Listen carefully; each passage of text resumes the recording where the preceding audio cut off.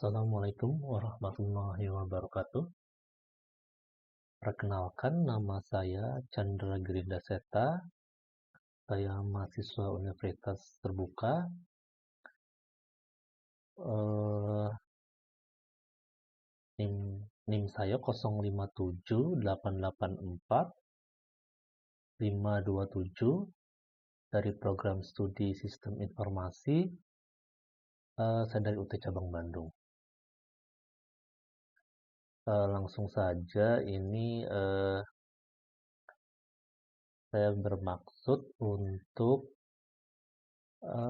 mengerjakan tugas satu untuk mata kuliah sistem basis data.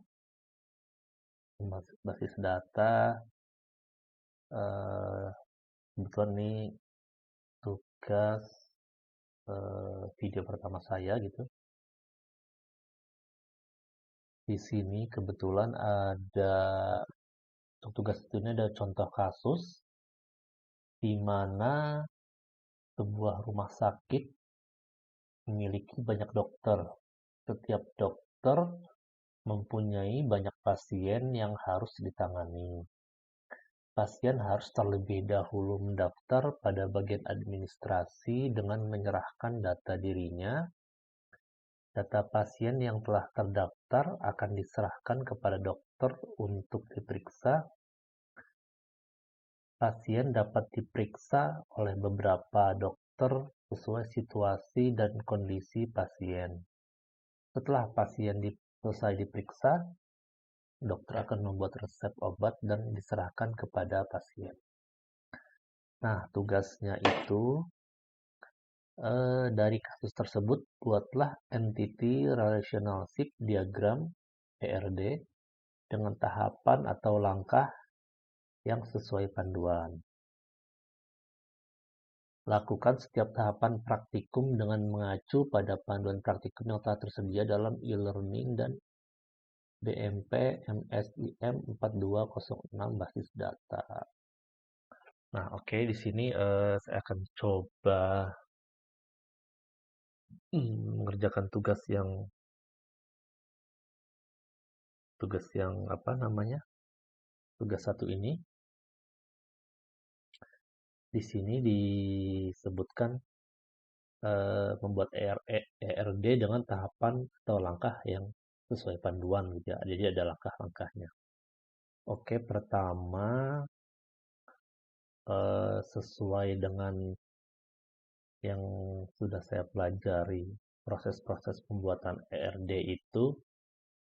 Di sini saya jabarkan dalam dalam 5 langkah ya. Dalam 5 langkah. Yang pertama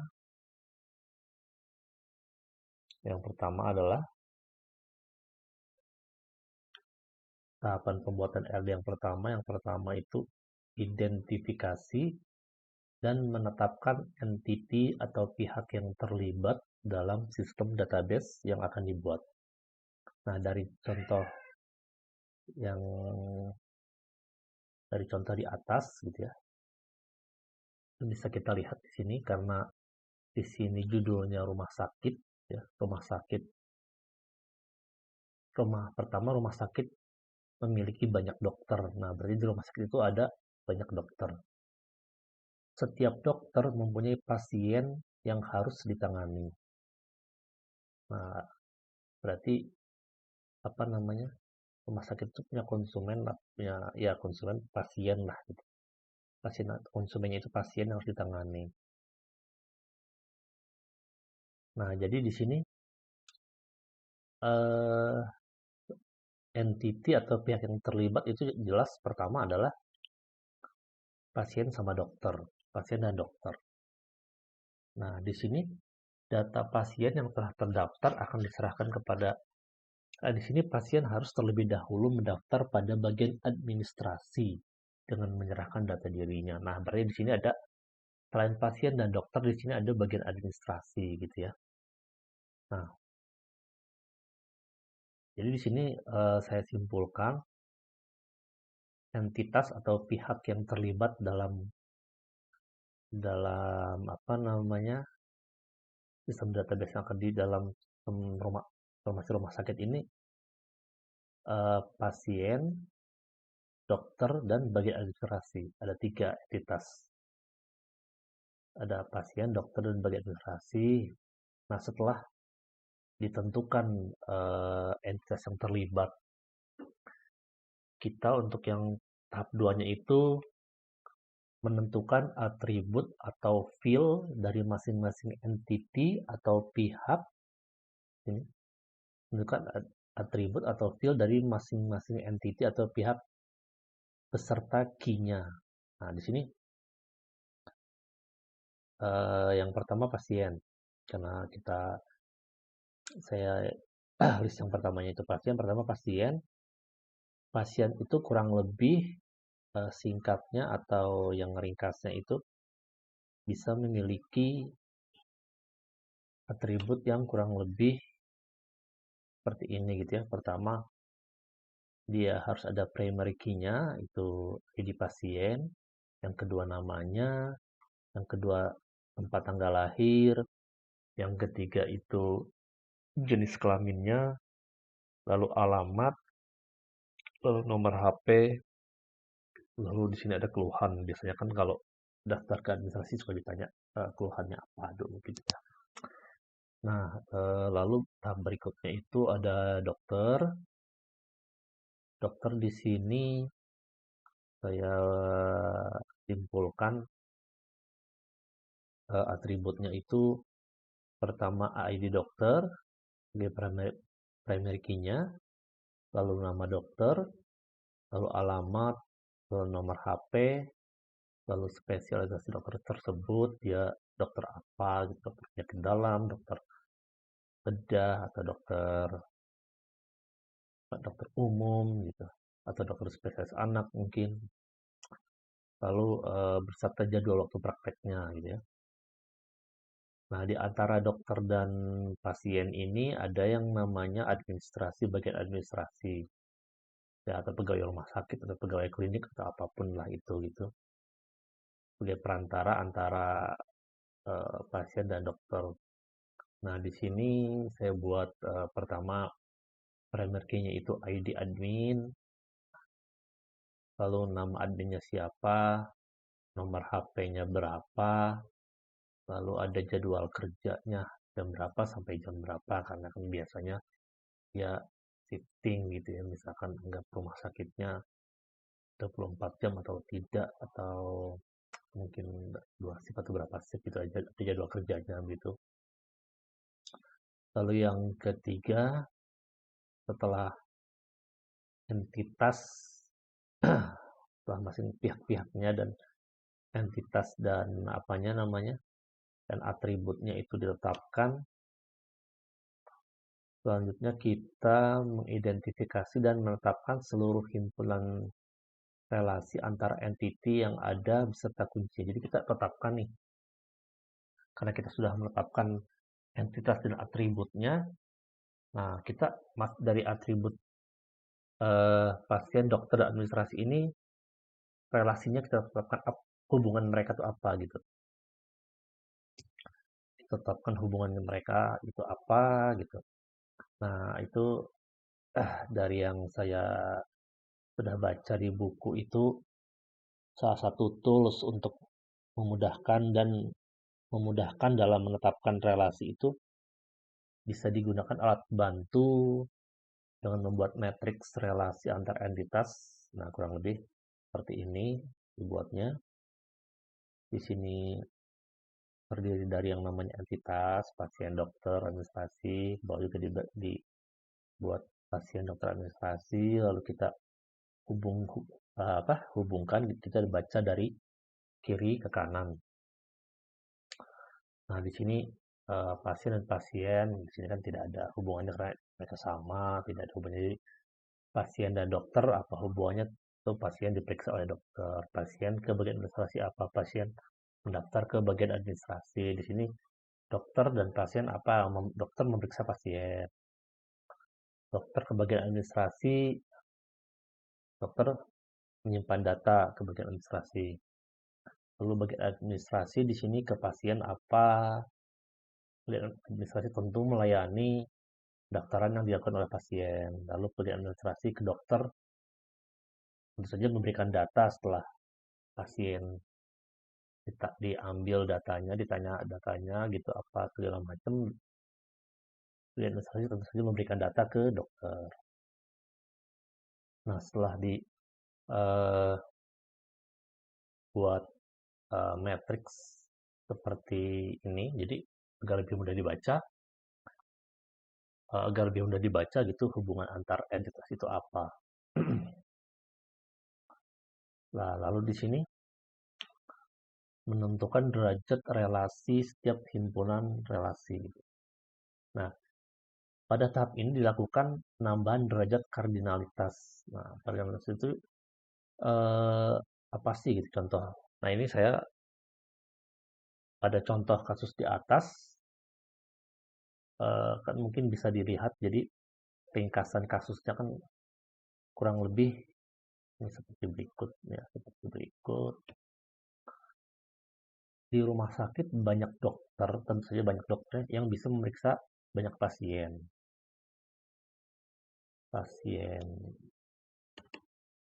Nah, tentu saja kan di rumah sakit nggak mungkin dokternya sedikit. Pasti dokternya banyak, ada beberapa dokter. Dan pasiennya pun lebih banyak lagi. Jadi dokter dan pasien sama-sama banyak. Lalu banyak pasien yang bisa diperiksa oleh banyak dokter. Jadi si pasien ini ya diperiksa oleh dokter-dokter yang dari rumah sakit gitu. Yang ketiganya yang C, banyak bagian administrasi yang memberikan data kepada banyak dokter. Tentu karena bagian administrasi nggak mungkin seorang, pasti banyak ya. Beberapa orang bisa memberikan data kepada dokter-dokter di rumah sakit tersebut. Yang D-nya banyak dokter yang menyimpan data ke banyak administrator. Nah, ini tergantung jam kerjanya, bisa dokter A sekarang bisa nyimpan ke administrasi si A, berarti mungkin besok bisa nyimpan administrator yang si B, si C gitu ya. Nah, dari ringkasan di atas, nah derajat kardinalitas yang terbentuk adalah seperti berikut. Nah, yang disebut derajat kardinalitas itu adalah hubungan. Nah, seperti ini misalkan hubungan antara dokter dan pasien. Tadi karena dokternya banyak juga, pasiennya banyak juga, jadi hubungannya itu banyak ke banyak. M ke N. M, banyak ke banyak. Lalu hubungan antara dokter dan administrator juga banyak ke banyak. Lalu C, hubungan antara administrator dan pasien adalah banyak ke banyak. Gitu. Nah, dari sini hubungan banyak ke banyak ini sudah lebih jelas dan bisa langsung diterjemahkan ke ERD. Nah, kurang lebih terjemahkan ke ERD yang pertama, ditambahkan ke ERD yang pertama ini di sini saya buat ERD. Ini saya buat ERD. Saya menggambar ERD ini dengan software atau aplikasi namanya Draw.io. Ini aplikasi ini juga biasa kenapa saya menggunakan aplikasi ini? Soalnya saya memang lebih familiar atau sebelumnya sudah pernah memakai aplikasi ini, jadi lebih mudah bagi saya gitu untuk bisa langsung memakainya daripada aplikasi yang baru yang lain. Nah, di sini pada saat membuat ERD tentu saja pertama kita tambahkan pertama entitasnya. Entitasnya itu tadi sudah disebutkan. Ada pasien di rumah sakit itu, ada banyak pasien, itu pasiennya ada banyak tuh. Ada dokter, ada bagian administrasi. Nah, pasien, dokter, dan bagian administrasi. masing-masing entitas ini eh, apa namanya? Masing-masing entitas ini setelah ditentukan, lalu kita masuk ke tahap kedua, kita tetapkan lagi atribut-atributnya. Nah, di sini atribut-atributnya dimasukkan seperti ini. Pasien, pertama ID pasien sebagai primary key, ID pasien, nama pasien, tanggal lahirnya, jenis kelamin, ada nomor HP-nya, alamat tadi, ada keluhannya kenapa. Nah, kita lakukan hal yang sama dengan entitas yang lainnya, dokter, ada ID dokter, ada nama dokternya siapa, ada alamatnya di mana, nomor HP-nya berapa, lalu tadi spesialisasinya apa. Lalu administrasi pun sama, jangan seperti ID adminnya berapa sebagai unique key, ada nama adminnya, dan nomor HP-nya, ada jadwal kerjanya. Nah, setelah masing-masing ini entitas bersama entity-nya itu sudah lengkap, lalu kita masuk ke bagian yang ketiga. Kita identifikasi dan tetapkan himpunan-himpunan relasi antar entity yang sudah ada. Gitu. Yang sudah ada itu ditetapkan. Nah, ini kan terpisah ini.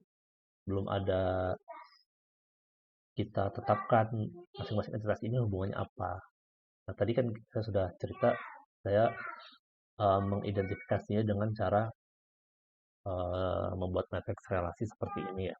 Nah, setelah dibuat relasi matriks seperti ini, kita terjemahkan ke gambar ERD-nya. Pasien dan dokter. Nah, pasien dan dokter ya, kalau pasien ke dokter ya pasien diperiksa dokter, dokter memeriksa pasien.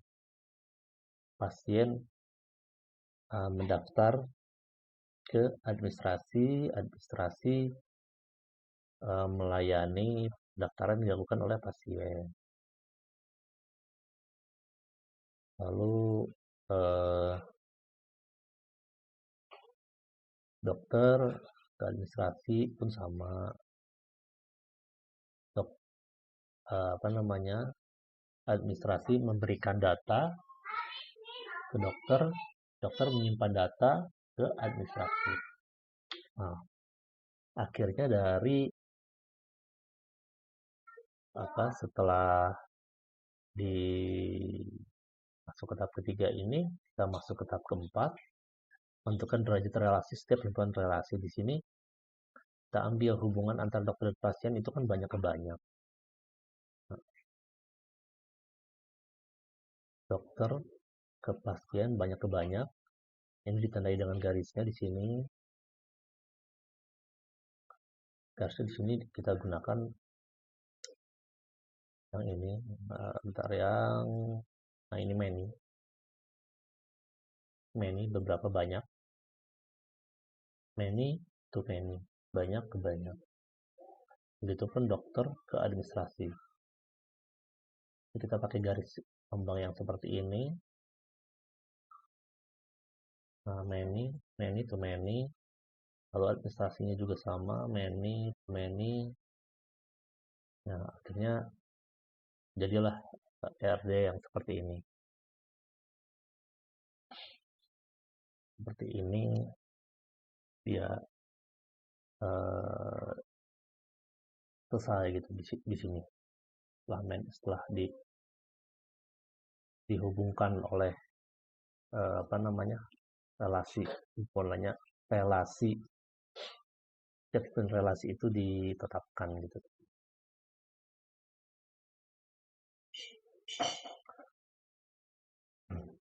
Nah, setelah itu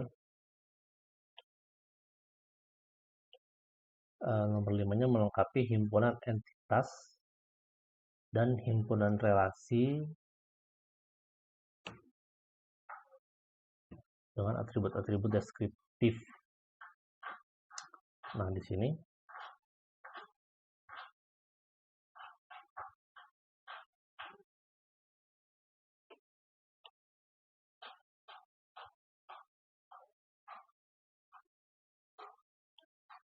dari ERD yang pertama ini kita lengkapi, kita sempurnakan gitu. Nah, seperti ini.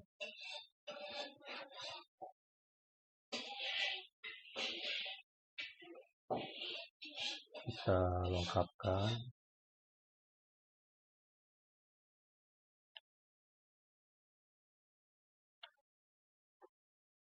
Nah, di sini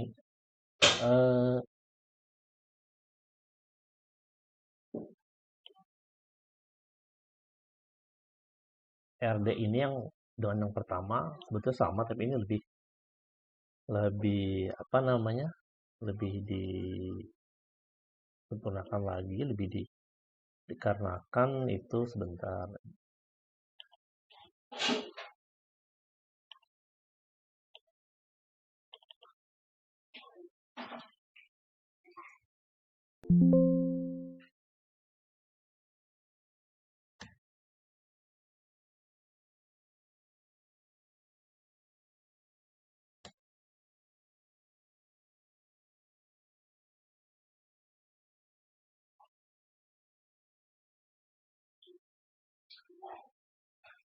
Nah, kita lihat di sini, ini kebetulan saya download materinya dari MyUT. Nah, ini kan tadi lambang-lambang yang digunakan.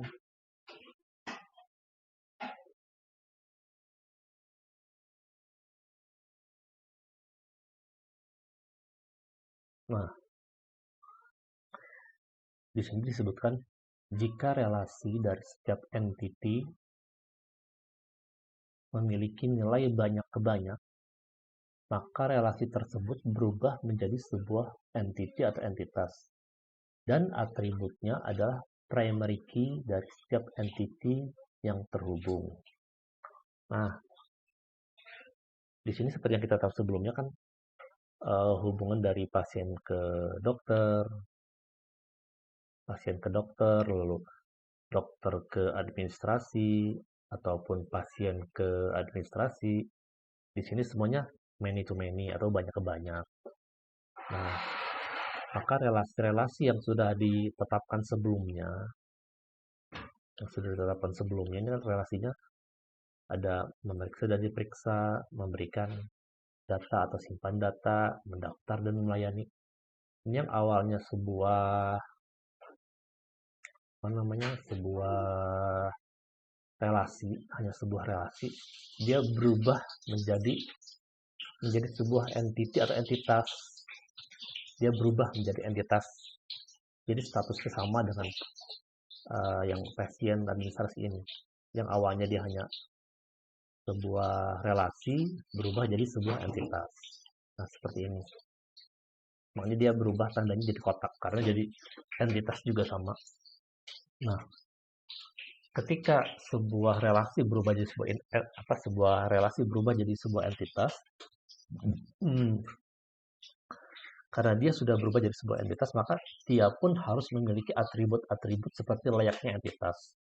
Nah, atributnya apa? Di sini atribut yang harus dipunyai sebuah relasi yang berubah jadi sebuah entitas adalah primary key dari setiap entity yang terhubung. Jadi, entitas-entitas yang terhubung itu dia punya primary key, itu dimasukkan semua primary key tersebut menjadi entitas baru untuk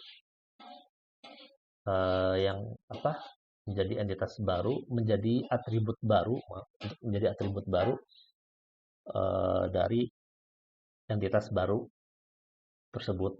Contoh, pasien dan dokter. Ini dia awalnya kan memeriksa atau diperiksa ini kan sebuah relasi saja. Cuma dikarenakan dia banyak ke banyak, dokternya banyak, pasiennya banyak, hubungannya many to many, jadi dia berubah berubah menjadi sebuah entitas. Nah, entitasnya apa ini? Saya gambarkan dengan pasien, pasien dan dokter, pasien dokter gitu ya. Statusnya pasien, strip dokter. Nah, di mana entitas baru ini atributnya adalah yang harus wajib ada. Pertama, karena dia yang terhubung itu dengan pasien, maka ID pasien harus ada. ID pasien. ID pasien ini pasien. Lalu karena dia juga terhubung dengan entitas dokter, maka ID dokternya pun harus ada. Nah, setelah ada ID pasien dan ID dokter, lalu apalagi yang harus ada? Yang harus ada ya tentu primary key-nya. Primary key itu adalah unique key. Setiap data di tabel itu harus ada unique key-nya.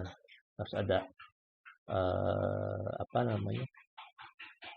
Pembeda ID pasien mungkin bisa sama, ada dalam tabel ini mungkin ada ID pasien yang sama, begitupun juga dengan ID dokter ada ID dokter yang sama. Nah, harus ada pembeda data yang benar-benar unik, tidak boleh ada yang beda antara satu dengan data yang lainnya. Nah, maka dibentuklah ID khusus gitu, ID untuk pasien dan dokter ini gitu. Nah, ini waktu periksa dan resep ini tambahannya, titik tambahan, tapi yang harus ada tuh ya 3 ini. ID dokter, ID pasien, dan tentu saja kita buat primary key-nya gitu. Nah, itu pun berlaku untuk yang lainnya juga, yang lainnya seperti dokter dan bagian administrasi. Di sini administrasi memberikan data ke dokter, dokter juga menyimpan data. Nah, ini banyak ke banyak sama many to many sehingga apa namanya? Yang awalnya hanya relasi memberikan data simpan data ini berubah menjadi entitas baru. Saya beri nama dokter dan dokter administrasi. Di sini karena dokter administrasi ini terhubung dengan administrasi, maka primary key di sini ID admin masuk sini. Ada dia punya juga. Lalu ID dokter pun ada juga di sini karena dia terhubung dengan entitas dokter gitu. Nah, seperti yang tadi juga sama, dia harus ada yang berupa unique key. Di unique key-nya apa? Di sini ID data sebagai pembeda antara satu data dengan data lain. Begitupun juga yang pasien dan ke administrasi, di mana biasanya pasien ke administrasi itu melakukan pendaftaran dan administrasi juga melayani pendaftaran. Di sini dibuat entitas baru dari yang awalnya relasi jadi entitas, jadi ya entitas. Di sini ya, entitas baru yang mempunyai primary key dari masing-masing entitas. Di sini ada ID pasien karena terdaftar dengan data pasien, lalu dia juga mempunyai ID administrator, ID administrasi karena dia terhubung dengan entitas administrasi, lalu dia memiliki ID daftar sebagai primary key atau unique key-nya. Sehingga akhirnya terbentuklah sebuah ERD seperti ini gitu. Se-entity atau nah, ini pun nanti bisa apa namanya bisa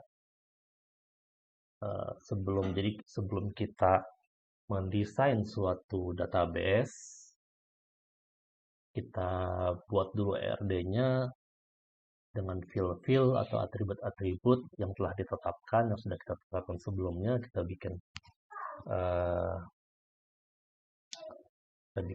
kita desain dulu.